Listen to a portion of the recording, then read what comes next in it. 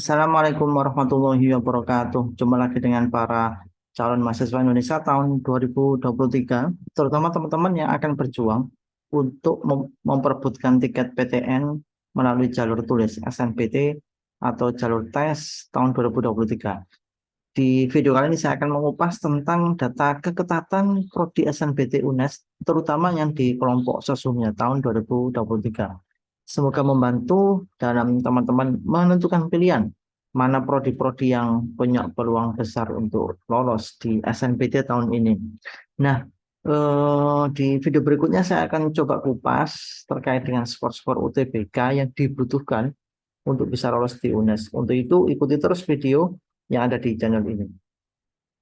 Teman-teman, di yang pertama ini saya akan menampilkan sebuah tabel data betapa persaingan untuk bisa masuk UNES itu juga sangat tinggi atau sangat ketat. Data tahun lalu SNMPTN-nya kuotanya itu hanya 2.372, pendaftarnya 23.000 lebih, sehingga angka kegagalannya itu 20.000 lebih. Teman-teman, angka 20.000 itu tidak angka yang kecil.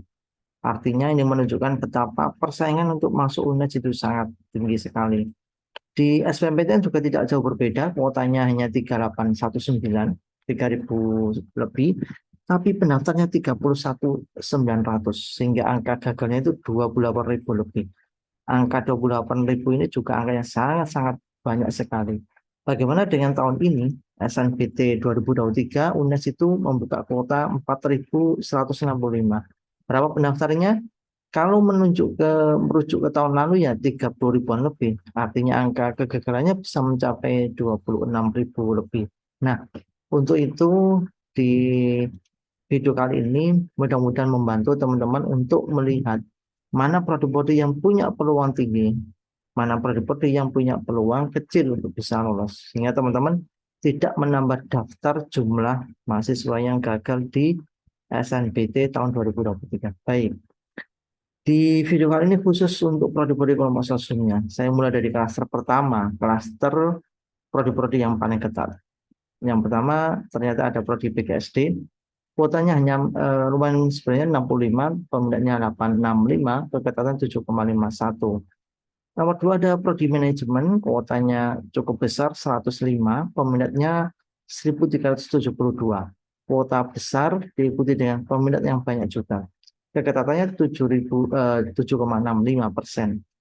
Nomor tiga ada sosiologi, kuotanya lumayan 45, peminatnya 561, keketatannya 8,02.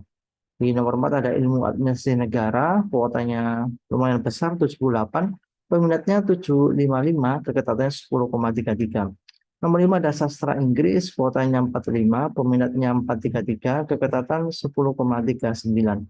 Nah ini di klaster 1 ini sebenarnya lumayan tinggi persaingan, tapi ada juga yang di angka 10% ya. Artinya peluangnya 10% itu masih sangat apa itu kecil juga, tetapi sudah mendingan dibandingkan yang di bawah 5% ya.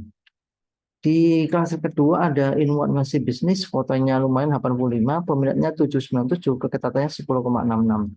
Kemudian ada ekonomi pembangunan, kuotanya lumayan 75, peminatnya 700, keketatannya 10,71.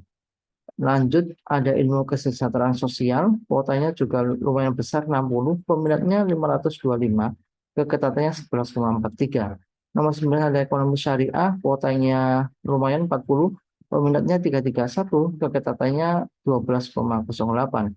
Kemudian ada pendidikan bahasa dan sastra Indonesia, kuotanya 65, peminatnya 534, keketatan 12,17.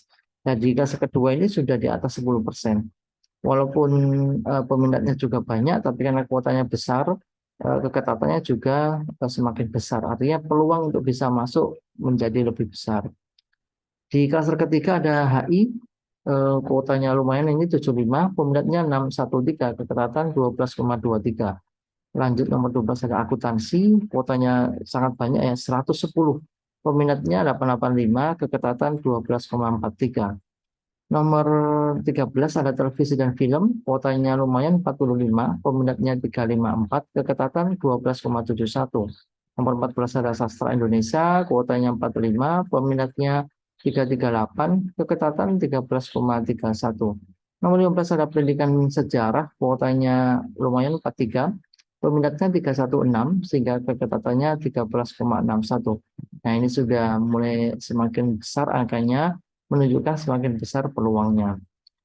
Di klaster keempat ada pendidikan geografi, kuotanya lumayan 43, peminatnya 275, keketatannya 15,64. Kemudian ada pendidikan bahasa Inggris, kuotanya 65, cukup besar, peminatnya 398, keketatan 16,33. Nomor 18 ada ilmu hukum, ini karena sangat besar kuotanya, luar biasa, 225. Peminatnya 1276. Walaupun di atas 1000, tapi karena kuotanya itu 225, maka angka keketatannya di angka 17,63. Ini mungkin kuota tahun ini ditambah dibandingkan tahun lalu. Maka bisa jadi nanti peminat juga bertambah, bisa jadi 2000 lebih ya.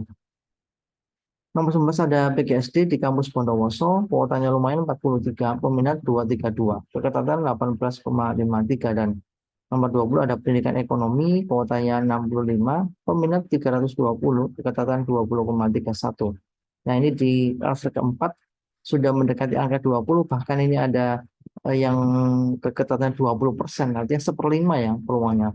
Lumayan bisa dicoba untuk alternatif pilihan.